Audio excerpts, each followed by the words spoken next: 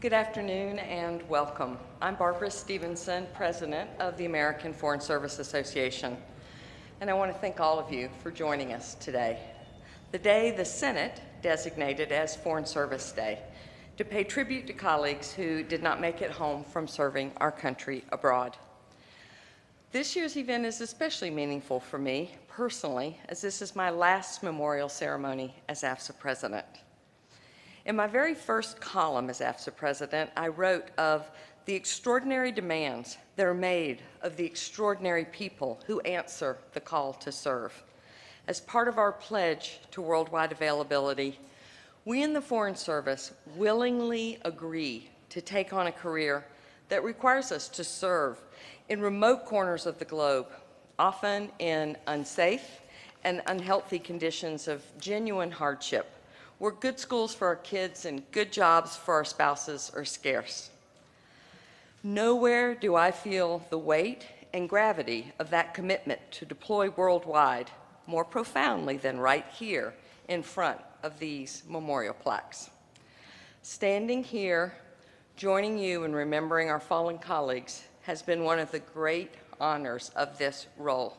I hope all of you gathered here and watching this ceremony take a moment to reflect on the lives and service represented by the 250 names that have been inscribed on these walls over the last 80 years. I am relieved to say that we are not adding a new name to the wall this year. For this, we give thanks, while knowing from experience not to expect this to become the norm. AFSA has had the honor of presiding over this ceremony for almost 8 decades.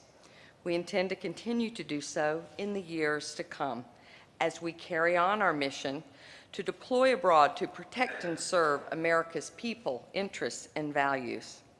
Inevitably, our service carries risks, but we accept those risks because we are in no doubt about the importance of our mission to our security and prosperity here at home. By gathering here today, we affirm that members of the Foreign Service who die while serving America abroad will be remembered and honored by their colleagues and their country. I am pleased by the presence of so many distinguished colleagues and guests. I'd like to welcome Director General of the Foreign Service, Ambassador Carol Perez, USAID Counselor Chris Milligan, Director of the Foreign Service, Ambassador Dan Smith, Acting Assistant Secretary for NEA, David Satterfield, Principal Deputy Assistant Secretary for SCA, Alice Wells, who I think maybe didn't make it at the last minute here, Marcia, Principal Deputy Assistant Secretary for EAP, Patrick Murphy, Principal Deputy Assistant Secretary for PRM, Carol Thompson O'Connell, and Senior Bureau Official for DRL, Mike Kozak, and many distinguished retired Foreign Service colleagues, including Ambassador Ruth Davis, Ambassadors Ruth Davis, Lino Gutierrez, Ron Newman, Tony Wayne, Marcy Reese, Pete Romero, and Tom Boyott. Of course, on any given day, about 2/3 of the Foreign Service is, as the name suggests, serving abroad. We are joined today in our customary moment of silence by colleagues at embassies and consulates around the world. AFSA asked posts around the world to arrange their own moment of silence in honor of this occasion. And over the last 24 hours, our colleagues have gathered in Kabul and Baghdad, Reykjavik and Port Moresby, Baku and Santiago, and many, many other posts to pay their respects and remember our colleagues. In so doing, they vividly demonstrate that the Foreign Service is on duty at all times, in every corner of the world, just as we should be. I look forward personally to marking this occasion next year on the ground with the team in Baghdad. Before we offer our own moment of silence, I would like to ask everyone to stand as the United States Armed Forces Color Guard presents the colors.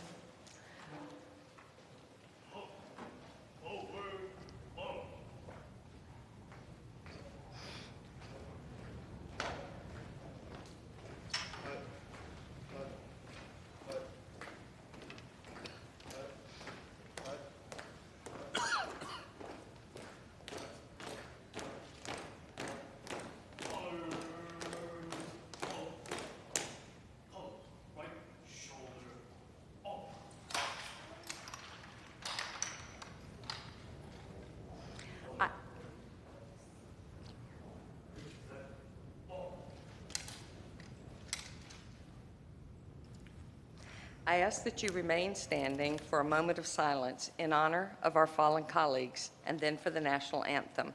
Fellow Foreign Service Officer Dr. Felicia Renee Wilson-Young from AID will bring us out of the moment of silence by singing the Star-Spangled Banner.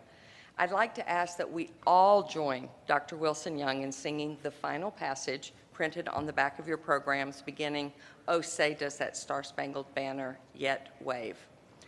Now, please join me and our colleagues at American embassies and consulates around the world in observing a moment of silence.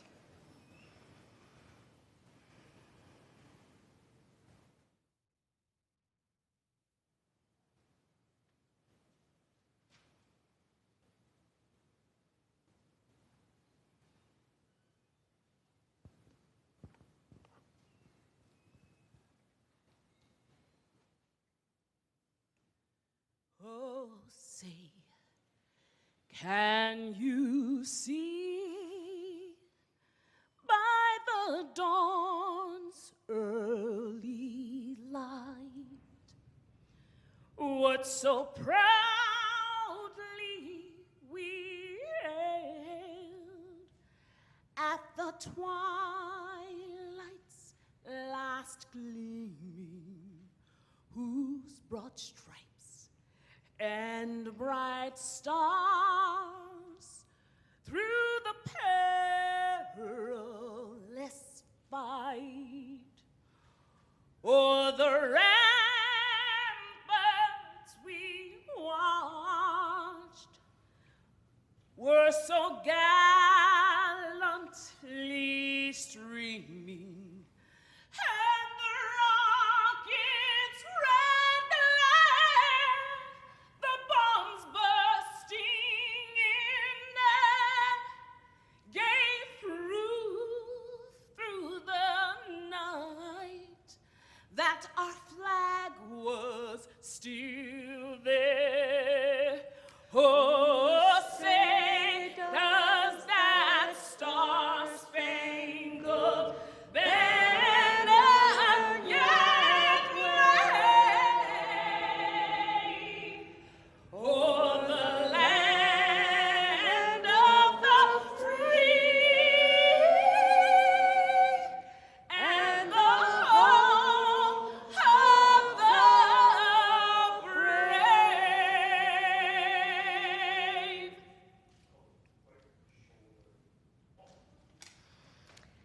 Thank you, Felicia. Thanks in part to our service, our presence at embassies and consulates around the world. The answer to that question, oh say does that Star-Spangled Banner yet wave, is yes, and long may it be so. Please remain standing as the United States Armed Forces Color Guard retires the colors.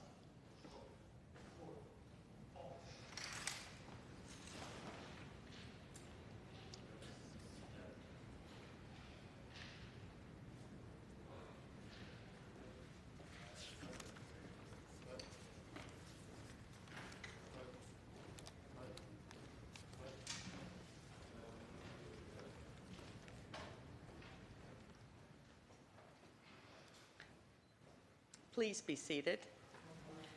I would now like to invite our Secretary of State, Mike Pompeo, to the podium to give remarks.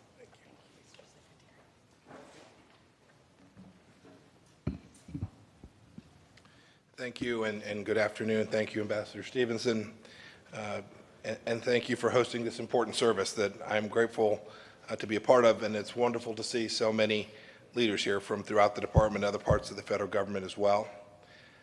I want to welcome the former recipients of AFSA's Award for Lifetime Contributions to American Diplomacy that are right here in the front row. Congratulations to you all. Thank you for coming home.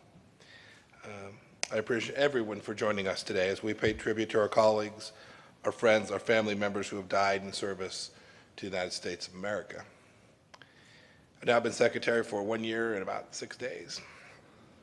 And I remember quite well that this ceremony was one of my very first speaking engagements here. It was a sobering reminder for me at the beginning of my tenure of the risks our team takes on behalf of the American people 24/7 every single day. In the years since then, I've gotten a chance to look at these walls pretty often as I move around the department for various meetings. In the recent weeks, there was a solitary bouquet of flowers placed right at the base of the west plaque. The company note said it was for Anne Smedinghoff, who was killed in Afghanistan in 2013. I frankly don't know who put it there, but I do know someone is remembering a loved one who was part of our team. And so, whoever you are, please know that you have the sympathies of our entire team and of the Secretary of State. And that goes for all of you, each of us who has grieved for the 250 names on this wall. Their names are etched in stone, and they will always be in our hearts as well. At the same time, our sorrow for these heroes is mixed with admiration for the sacrifices that they've made for our nation. They were lives lived and lost for the good of others in public service. I'm reminded of a verse from the book of John, which reads, "The greater love has no one than this, that someone lay down his life for his friends." That's what those on the wall have done, and for that we will be eternally grateful. Last year, we added 2 names to the wall. This year, we thank God that no names have been added. We hope and pray, and we work hard every day to be sure that it is the same next year and every year thereafter. And we complement our prayers with action. We work every day to protect our team in the field. It's among my highest priorities and the highest priorities of the entire senior leadership team. I know this. In challenges all across the world, I ask every day our team to assume great risks on behalf of the United States. And so they and their families deserve the best security that we can possibly muster. I know our mission will be held back if our colleagues and their families are constantly worrying about their safety. And so there's a good reason to make sure that we are exquisite in this regard. My commitment a year ago is the same one I'll make to you all today. I'm going to do everything I can to keep every single one of our team members safe. I said this before. If the conditions aren't good enough for me or for the Pompeo family, if I wouldn't expect my own family to live in these places, I won't expect any of you all to do it either. As I close here today, I'm humbled to join you in honoring those who answered the high calling of American diplomacy with the fullest measure. Their lives were not lost in vain. We'll continue to safeguard and advance the precious freedoms for which they died, and we do so that their memory will live on. I would now like the wreath bearer to proceed forward.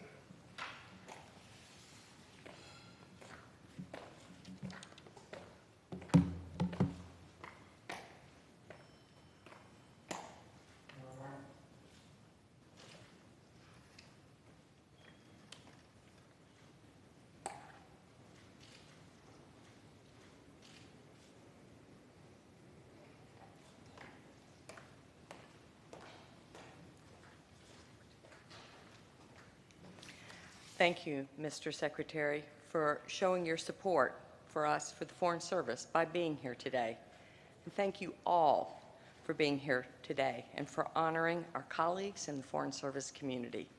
This concludes our event. Thank you for coming.